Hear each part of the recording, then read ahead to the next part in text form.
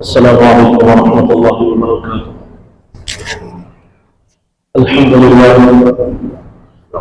الحمد لله رب العالمين،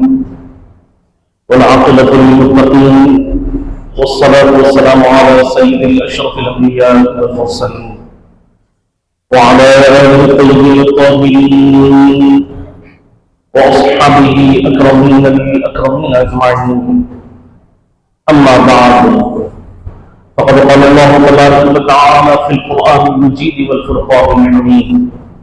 أعوذ بالله من الشيطان الرجيم، بسم الله الرحمن الرحيم. ومن يهاجر في سبيل الله صدق الله العظيم. قال الله تبارك وتعالى في شأن حبيبه تعظيما وتكريما: إن الله وملائكته يصلون على النبي يا أيها الذين آمنوا صلوا عليه وسلموا تسليما. اللهم صل على سيدنا محمد وعلى آله وصحبه أفضل صلواتك وعدد معلوماتك وبارك وسلم. تمام حمد العالمین اللہ رب العالمین کے لیے ہے، جو ساری کائنات کا خالق و رازق ہے، اور لاکھوں کروڑوں درود و سلام خالق جہاں تاجدار مدینہ احمد مجتبی محمد مصطفیٰ صلی اللہ علیہ وسلم پر، جن کو اللہ رب العزت نے دونوں جہانوں کے لیے رحمت بنا کر بھیجا۔ حاضرین کرام، ہر مومن مسلمان کے دل میں مکہ معظمہ کی عقیدت و محبت موجود ہے، اس لیے کہ وہ ایک مقدس شہر ہے کہ جس میں اللہ تبارک و تعالیٰ کا گھر بیت اللہ شریف موجود ہے، اس لیے کہ وہاں پر وہ مقدس مقام ہے جہاں پر حضرت ابراہیم خلیل اللہ علیہ السلام اپنے لخت جگر حضرت اسماعیل کو اللہ کی رضا کی خاطر ذبح کرنے کے لیے تیار ہو گئے۔ اور وہ مقدس مقام ہے کہ جہاں عرفات و مزدلفہ کی میدان ہے، جہاں پر اللہ تبارک و تعالیٰ کی باران رحمت کا نزول ہوتا رہتا ہے، اللہ تبارک و تعالیٰ کی برکتوں کا نزول ہوتا رہتا ہے۔ اور یہی وہ مقدس شہر ہے کہ جس کی قسم اللہ تبارک و تعالیٰ نے قرآن مجید میں اس طرح کھائی کہ لا اقسم بہذا البلد، اور یہی وہ مقدس شہر ہے کہ جسے اللہ تبارک و تعالیٰ نے بلد امین کے لقب سے سرفراز فرمایا۔ اور یہی وہ مقدس اور پیارا شہر ہے کہ جہاں پر آخری کو جہاں سرور کونوں مکہ تاجدار مدینہ صلی اللہ علیہ وسلم کی ولادت با سعادت ہوئی۔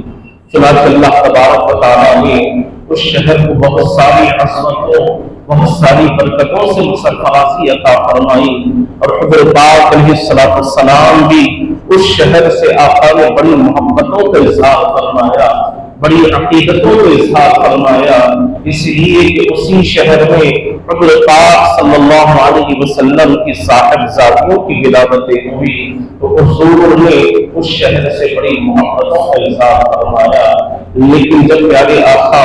مکے سے ہجرت کر کر مدینہ پاک کو تشریف لے گئے اور تمام صحابہ کرام کو بھی حکم فرمایا، جس طرح قرآن مجید میں اللہ تبارک و تعالیٰ کا ارشاد ہے کہ وَمَن يُهَاجِرْ فِي سَبِيلِ اللَّهِ يَجِدْ فِي الْأَرْضِ مُرَاغَمًا كَثِيرًا، کہ جو کوئی اللہ کی راہ میں اپنا گھر بار چھوڑ کر نکلتا ہے تو اللہ تبارک و تعالیٰ کی طرف سے وہ بڑی خوشحالی پائے گا، بڑی آسائشیں پائے گا، بڑی اللہ کی رحمتوں کو پائے گا۔ حاضرین کرام، جب اس فرمان خدا کو سننا ہی تھا کہ حضور کے تمام جانثاروں کی کیفیت یہ ہو گئی، حضور کے اشاعت کی حالتیں یہ ہو گئی کہ آقا کریم صلی اللہ علیہ وسلم کی محبت میں تمام صحابہ کرام نے، جو مہاجر صحابہ ہے، जिन्होंने मक्के मुकर्रमा को छोड़ दिया, मक्के मुकर्रमा में अपनी तमाम जायदादों को छोड़ दिया, अपने अहल अयाल को छोड़ दिया और प्यारे आका की मोहब्बत में अल्लाह के इस फरमान को मुकम्मल करने के लिए ज़ाद सफर बांध लिया और हुज़ूर पाक अलैहिस्सलाम की बारगाह तक पहुंच गए। रिवायात में आता है कि कुछ ऐसे उसमें सहाबा भी मौजूद थे जो बुढ़ापे की उम्र को पहुंच चुके थे, जिनमें चलने फिरने की ताकत तक मौजूद न थी। उनमें से एक हजरत जुंदा रज़ियल्लाहु अन्हु का नाम इसमें गिरामी भी आता है। रिवायात में आता है कि अल्लाह तबारक व तआला ने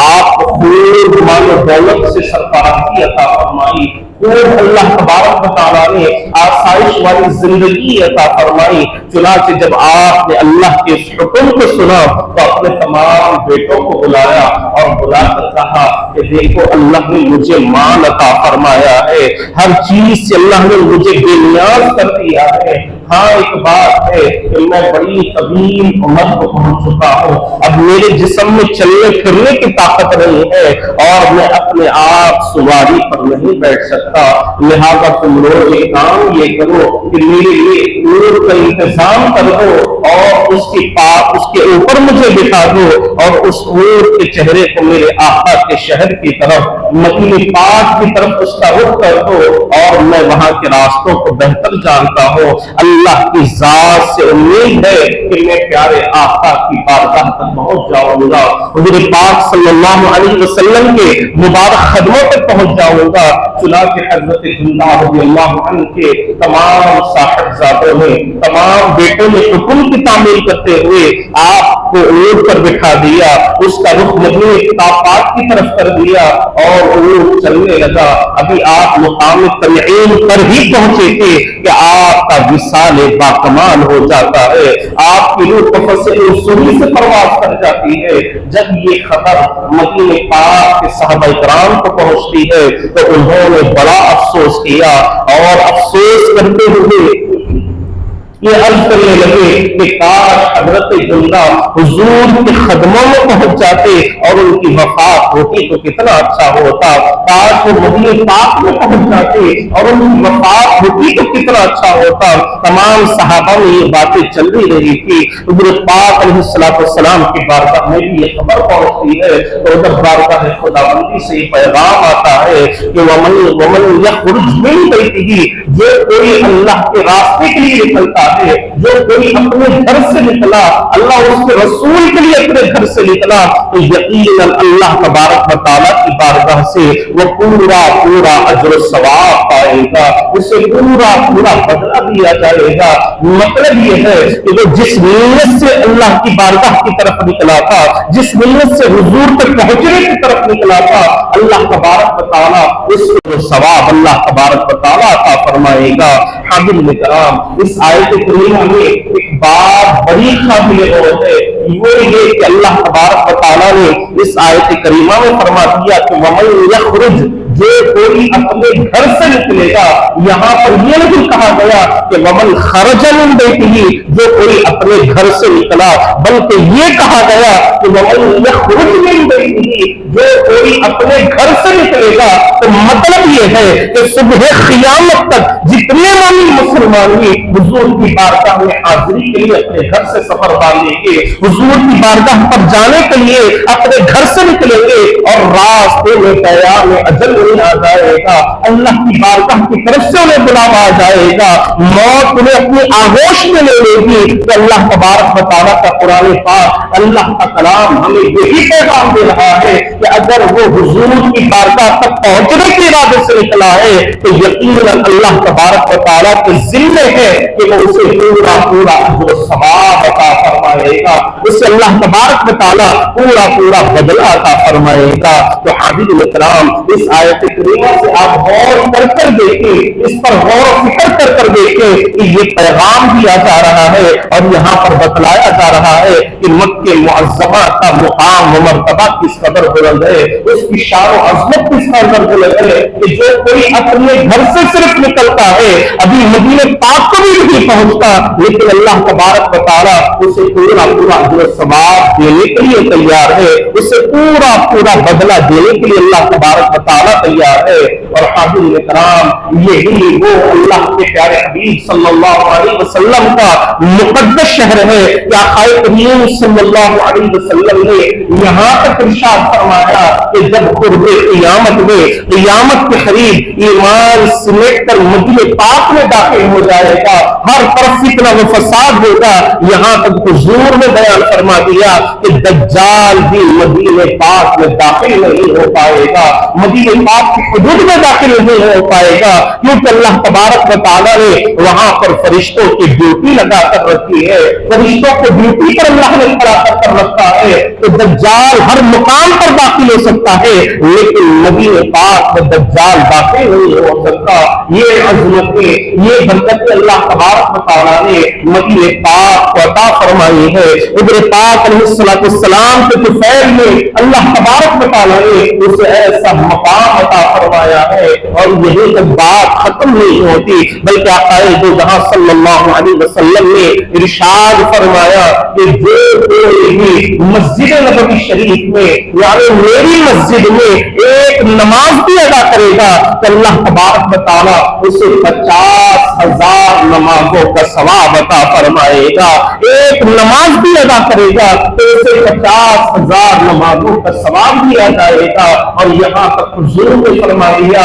کہ جس نے بھی میری مسجد میں 40 دن تک 5 وقت نمازیں ادا کی ہوگی تو اللہ تبارک و تعالیٰ اس کا داخلہ جنت میں فرمائے گا، اسے جنت میں اللہ تبارک و تعالیٰ داخل فرمائے گا۔ تو شہر مدینہ صلی اللہ علیہ وسلم کا یہ مقام و مرتبہ ہے، اور حضرت پاک علیہ السلام نے اسی لیے تو فرمایا کہ جس نے اپنی زندگی میں ایک مرتبہ بھی میری غربت کی زیارت کی، میری خبر انور کی زیارت کی تو اس پر میری شفاعت واجب ہو گئی، میں اس کی شفاعت ضرور کروں گا، اللہ کی بارگاہ میں میں اس کے لیے سفارش پیش کروں گا۔ اور حاضرین کرام جس کے لیے پیارے آقا صلی اللہ علیہ وسلم سفارش فرما دے، جس کے لیے حضرت پاک علیہ السلام اپنے مبارک ہاتھوں کو اٹھا لے، جس کے لیے حضور دعا فرما دے تو وہ شخص کبھی دوزخ میں داخل نہیں ہو سکتا، دوزخ کی تاریک اندھیروں میں جا نہیں سکتا۔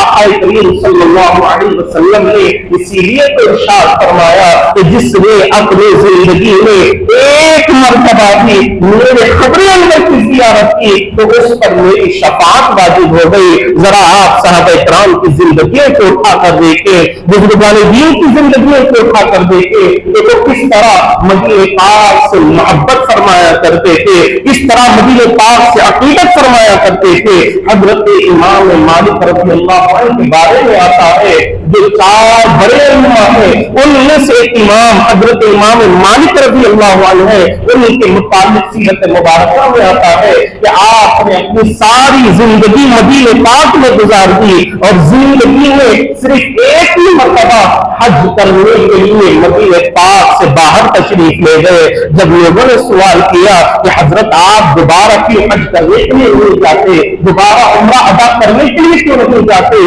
اس کی کیا وجہ ہے، تو انہوں نے یہ عرض کیا کہ میں چاہتا ہوں کہ میری موت مدینہ پاک ہی میں آئے، حضور کے مبارک شہر ہی میں آئے، اور مجھے یہ اندیشہ ہے کہ اگر میں عمرہ ادا کرنے کے لیے مدینہ پاک سے باہر جاؤں یا حج ادا کرنے کے لیے مدینہ پاک سے باہر جاؤں اور مجھے موت آ جائے تو مجھے یہ گوارا نہیں ہوگا۔ میری یہ تمنا ہے، میری یہ حسرت ہے کہ جب میری جسم سے روح نکلے تو پیارے آقا صلی اللہ علیہ وسلم کا مبارک شہر ہو، شہر مدینہ ہو، اور اسی شہر میں اللہ تبارک و تعالیٰ مجھے موت عطا فرمائے۔ دیکھیے آپ کس طرح ان بزرگان دین نے مدینہ پاک سے محبت فرمائی ہے، اور اسی لیے حضرت فاروق اعظم رضی اللہ عنہ نے اپنی زندگی میں آپ نے 2 ہی دعائیں فرمائی ہے، کثرت سے 2 دعاؤں کا اہتمام فرمایا کرتے۔ ایک دعا کو یہ فرماتے کہ اے اللہ مجھے شہادت کی موت عطا فرما، اور دوسری یہ دعا کثرت سے فرمایا کرتے تھے کہ اے پروردگار مجھے پیارے آقا صلی اللہ علیہ وسلم کے مبارک قدموں میں مدفن عطا فرما، حضور کے مبارک قدموں میں مجھے جگہ عطا فرما۔ اللہ تبارک و تعالیٰ نے حضرت فاروق اعظم کی دونوں دعاؤں کو قبول فرما لیا، شہادت کی موت بھی عطا ہو گئی، اور پیارے آقا صلی اللہ علیہ وسلم کے مبارک قدموں میں اللہ نے انہیں مدفن بھی عطا فرمایا۔ تو اس سے معلوم کیا ہوتا ہے کہ اگر ہمارے دل میں بھی سچی طلب ہوگی، سچی محبت ہوگی، سچی عقیدت ہوگی، تو یقیناً اللہ تبارک و تعالیٰ بھی ہمارے ارادوں کو مکمل فرمائے گا، یقیناً اللہ تبارک و تعالیٰ ہماری طلب کو پورا فرمائے گا، ہماری حسرتوں کو پورا فرمائے گا۔ صحابہ کرام نے ایسی محبتیں فرمائی ہیں، بزرگان دین نے ایسی محبت فرمائی ہے، اور یہ اکرام نے ایسی محبتیں فرمائی ہے کہ حاضرین کرام کئی ایسے واقعات تاریخ میں ہمیں ملتے ہیں کہ حضرت پاک علیہ السلام نے خود اپنے غلاموں کی رہبری فرمائی ہے، خود اپنے جانثاروں کی رہبری فرمائی ہے، خود اپنے غلاموں کے لیے حضرت پاک علیہ السلام نے محبتوں کا اظہار فرمایا ہے۔ حضرت جابر رضی اللہ عنہ سے کون واقف نہیں ہے جو بہت بڑے شاعر گزرے ہیں، حضور کی شان میں بڑی بہترین باتیں آپ نے لکھی ہیں، اور حاضرین کرام آپ ان کی سیرت کو پڑھ کر دیکھیں تو آپ کو پتا چلے گا کہ حضور سے محبت کرنے کا طریقہ کیسا تھا، حضور سے عقیدت رکھنے کا طریقہ کیسا تھا، حضور کی سنتوں پر عمل کرنے کا طریقہ کیسا تھا۔ حضرت جابر رضی اللہ عنہ اور ایسی محبتوں بڑی نعت آپ نے لکھی کہ حضرت پاک علیہ السلام کی بارگاہ پر جب وہ نعت شریف کو جا کر سنائیں گے تو پیارے آقا صلی اللہ علیہ وسلم خود اپنے روضے انور سے باہر نکلیں گے اور ان سے مصافحہ فرمائیں گے۔ چنانچہ حاضرین کرام اسی طلب کو لے کر، اسی محبت کو لے کر حضرت جابر رضی اللہ عنہ اللہ کے شریف کو لکھا، جب مکمل ہو گئی تو رخت سفر بابا سفر پر نکل پڑتے ہیں، مدینہ پاک کو جانے کے لیے نکل پڑتے ہیں، حضور کے روضے انور کی زیارت کے لیے نکل پڑتے ہیں، اور روایات میں آتا ہے کہ پیارے آقا صلی اللہ علیہ وسلم مدینہ پاک کے گورنر کے خواب میں آتے ہیں اور آ کر فرماتے ہیں، آپ کے حضرت جامی کے حلیے کو بتاتے ہوئے ارشاد فرماتے ہیں کہ انہیں میرے پاس آنے سے روک لیا جائے، انہیں میرے پاس آنے سے روک لیا جائے۔ چنانچہ گورنر دوسرے دن حضور پاک علیہ السلام کے بتائے ہوئے مقام پر پہنچ جاتے ہیں اور حضرت جامی کو تلاش کرنے لگتے ہیں۔ جب تلاش مکمل ہو جاتی ہے اور ان سے ملاقات ہوتی ہے تو عرض کرتے ہیں کہ ہم آپ کو یہاں پر آنے کی اجازت نہیں دیں گے، حضور کے روضے انور پر جانے کی آپ کو اجازت نہیں ہے۔ چنانچہ وہ وہاں پر رک جاتے ہیں۔ اس کے بعد کسی شخص کے پاس حضرت جامی رضی اللہ عنہ جاتے ہیں۔ ایک اونٹ والا تھا جو اپنے اونٹوں پر لوگوں کے سامان لاد کر لے جایا کرتا تھا، اونٹوں پر لوگوں کے سامان رکھ کر لے جایا کرتا تھا۔ آپ اس کے پاس جاتے ہیں اور جا کر کہتے ہیں کہ میرے پاس جتنے پیسے ہیں میں وہ تمام پیسے تمہیں دے دوں گا، وہ تمام مال تمہیں دے دوں گا، بس میری ایک درخواست یہ ہے، میری ایک التجا یہ ہے کہ تم اپنے اونٹوں کے سامان میں کسی ایک گٹری میں، کسی ایک کوٹلی میں مجھے باندھ دو، کسی ایک جگہ سامان میں مجھے رکھ دو اور حضور پاک علیہ السلام کی بارگاہ تک مجھے پہنچا دو۔ حاضرین کرام حضرت جابر رضی اللہ عنہ کی محبت کو دیکھے، حضور سے عقیدت کو دیکھے کہ آپ جس اونٹوں پر سامان لے جایا جاتا تھا اس میں بھی آپ بیٹھنے کے لیے تیار ہو گئے، بس طلب یہی تھی کہ حضور کے روضے انور کے پاس حاضر ہو جائے، حضور کی بارگاہ تک پہنچ جائے، حضور کے دربار تک پہنچ جائے۔ چنانچہ حضرت جابر رضی اللہ عنہ کی یہ محبت کا یہ معاملہ تھا، لیکن پھر دوسرے دن خواب میں حضرت پاک علیہ السلام اسی حکمران کے خواب میں آتے ہیں اور آ کر کہتے ہیں کہ میں نے تم سے کہا تھا کہ انہیں یہاں پر آنے سے روک دیا جائے، لیکن وہ فلاں اونٹوں کی سواری پر آ رہا ہے، اسی سامان میں بیٹھ کر آ رہا ہے۔ کیا محبت ہے کہ حضور اپنے غلام کی ہر کیفیت کو بیان فرما رہے ہیں، ہر حالت کو بیان فرما رہے ہیں۔ حاضرین کرام ایک غلام کے لیے اس سے بڑا اور مقدر کیا ہو سکتا ہے، اس سے بڑا اچھا نصیب اور کیا ہو سکتا ہے کہ آقا اس کی پہچان کو بھی بیان فرما رہے ہیں، وہ کس مقام پر بیٹھا ہوا ہے اس سے بھی بیان فرما رہے ہیں، کون سے اونٹ پر بیٹھ کر آ رہا ہے حضور اس کے متعلق بھی بیان فرما رہے ہیں۔ حاضرین کرام دوسرے دن مدینہ پاک کا حکمران اسی مقام پر جاتا ہے اور جا کر حضرت جابر رضی اللہ اللہ عنہ کو پکڑ لیتا ہے اور لا کر جیل میں قید کر دیا جاتا ہے۔ اب حضرت جابر کی محبت کا یہ عالم ہے کہ رات بھر حضور کی محبت میں زار و قطار ہو رہے ہیں، بلک بلک کر تڑپ تڑپ کر ہو رہے ہیں۔ پیارے آقا صلی اللہ علیہ وسلم اس حکمران کے خواب میں پھر تشریف لاتے ہیں اور فرماتے ہیں کہ میں نے تمہیں قید کرنے کے لیے نہیں کہا تھا بلکہ اسے روکنے کے لیے کہا تھا، جاؤ میرے غلام کو آزاد کر دو، میرے اس عاشق کو آزاد کر دو۔ کہ حاضرین الکرام وہ حکمران فوراً اٹھتا ہے اور جا کر حضرت جامی رضی اللہ عنہ کو آزاد کر دیتا ہے، اور حضرت جامی رضی اللہ عنہ حضور پاک علیہ السلام کے تربت انور پر حاضر ہوتے ہیں، حضور کے روضے مبارک کے پاس حاضر ہوتے ہیں اور اس نعت پاک کو سناتے ہیں۔ تو پیارے آقا صلی اللہ علیہ وسلم اپنے روضے انور سے باہر تشریف لاتے ہیں اور حضرت جامی سے مصافحہ فرماتے ہیں کہ یہ محبتوں کا اظہار ہے۔ ان اللہ والوں نے حضور سے ایسی سچی محبتیں فرمائی ہیں اور قیامت تک کے تمام آنے والے مسلمانوں کو یہ پیغام دے دیا ہے کہ صرف تم زبان سے محبتوں کا اظہار نہ کرو بلکہ عمل کے میدان میں بھی آؤ اور دنیا والوں کو بتلاؤ کہ حضور کا عاشق ہوتا ہے تو ایسا ہوتا ہے، حضور سے محبت کرنے والا ہوتا ہے تو اس کی یہ کیفیات ہوتی ہے کہ وہ نہ اپنی دنیا کی پرواہ کرتا ہے، نہ مال دولت کی پرواہ کرتا ہے، نہ اپنے اہل و عیال کی پرواہ کرتا ہے، نہ حتیٰ کہ اسے اپنی جان کی کوئی پرواہ ہے۔ اگر پرواہ ہے تو حضور ہی کی پرواہ ہے، اگر پرواہ ہے تو حضور ہی کی محبت کی پرواہ ہے۔ تو حاضرین الکرام پیارے آقا صلی اللہ علیہ وسلم سے ہمیں بھی ایسی ہی عقیدت و محبت رکھنی چاہیے، اور جب آپ حضرت پاک علیہ السلام سے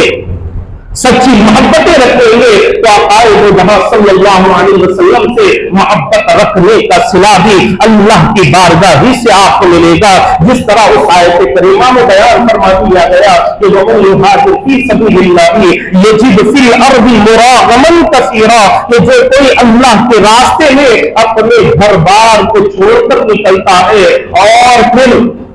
اللہ تبارک و تعالیٰ کے لیے اپنی مال و دولت کو چھوڑ کر نکلتا ہے تو اللہ تبارک و تعالیٰ اسے بہترین اجر و ثواب عطا فرمائے گا، اسے خوشحالی عطا فرمائے گا، اسے آسائش والی زندگی عطا فرمائے گا۔ اور اس سفر پر جو بندہ نکلتا ہے راستے میں اگر اسے موت آ جائے تو یہ بھی اس کے لیے مبارک ہے، یہ بھی اس کے لیے بڑی ہی انعام کا اللہ تبارک و تعالیٰ کی طرف سے ایک علامت ہے۔ کہ جس طرح قرآن مجید اللہ نے فرما دیا کہ وَمَن يَخْرُجْ مِن بَيْتِهِ مُهَاجِرًا إِلَى اللَّهِ وَرَسُولِهِ ثُمَّ يُدْرِكْهُ الْمَوْتُ، کہ اللہ تبارک و تعالیٰ فرما رہے ہیں کہ جو کوئی اپنے گھر سے نکلے گا اللہ اس کے رسول کے لیے نکلے گا تو اللہ تبارک و تعالیٰ اسے پورا پورا اجر و ثواب عطا فرمائے گا۔ اگر راستے ہی میں اس سے موت آ جائے تب بھی اللہ تبارک و تعالیٰ کے ذمے ہے کہ اللہ تبارک و تعالیٰ اسے پورا پورا اجر عطا فرمائے گا۔ اگر ہمارے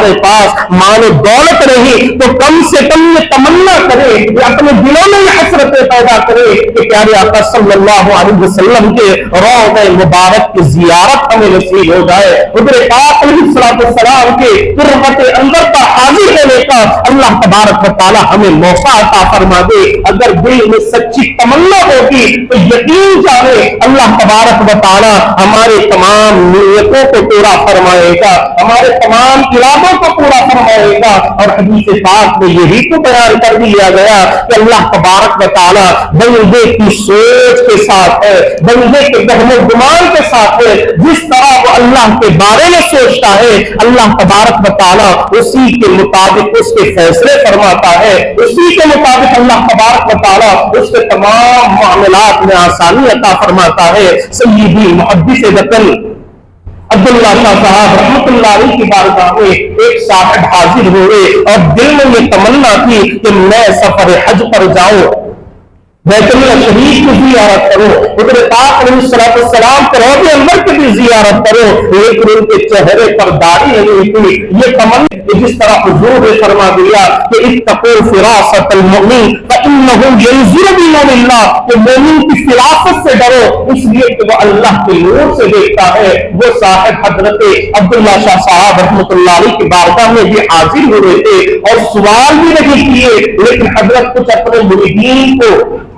واضح نصیحت فرما رہے تھے. یہ کائنات آپ نے ارشاد فرمایا کہ بابا لوگوں کو یہ تمنا دل میں ہے کہ وہ فریض حج ادا کرے, حضور کے روضے انور کی زیارت کی تمنا ہے, لیکن اپنے چہروں پر داڑھی کا اہتمام نہیں کرتے, حضور کی سنت کو سجانا گوارا نہیں کرتے. یہ جملہ کہنا ہی تھا کہ وہ صاحب فوراً حضرت عبداللہ شاہ صاحب رحمۃ اللہ علیہ کے قدموں پر گر پڑے اور کہنے لگے کہ آج کے بعد میں کبھی اپنی داڑھی کو ہاتھ نہیں لگاؤں گا اور حضور کی سنت مبارکہ کو اپنے چہرے پر سجاؤں گا. تو حضرت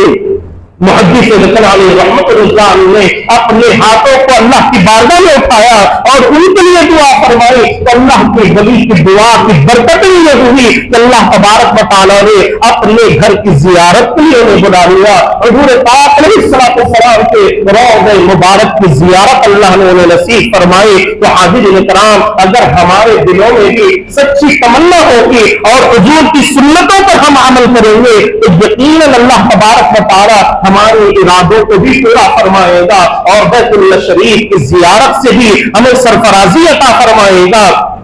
اور وہ انعام بھی عطا فرمائے گا کہ ہم بھی پیارے آقا صلی اللہ علیہ وسلم کے روضہ مبارک کی زیارت کر سکے, حضور کے روضہ انور کے پاس کھڑے ہو کر سلام کر سکے. لیکن اس کے لیے شرط یہ ہے کہ پہلے ہم فرائض کے پابند ہو جائیں, پہلے ہم حضور کی سنتوں کے پابند ہو جائیں. یہ نہیں کہ ہماری نمازیں قضا ہو رہی ہیں, یہ نہیں کہ ہم اپنے لوگوں کے حقوق کو تلف کر رہے ہیں, یہ نہیں کہ ہم حضور کی سنتوں کو چھوڑ رہے ہیں, اور دوسری طرف ارادہ ہے کہ ہم حج کے سفر پر جائیں,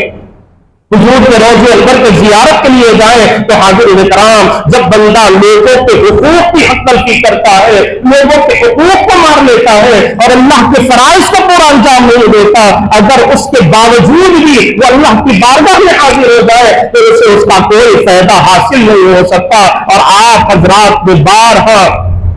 یہ مشاہدہ کیا ہوگا کہ کئی لوگ بار بار حج پر جاتے ہیں, بار بار عمرے پر جاتے ہیں, لیکن جب واپس آتے ہیں تو ان کی زندگیوں میں کوئی تبدیلی نہیں ہوتی, ان کی زندگیوں میں کوئی چینجز نہیں ہوتا. جس حالت سے پہلے گئے تھے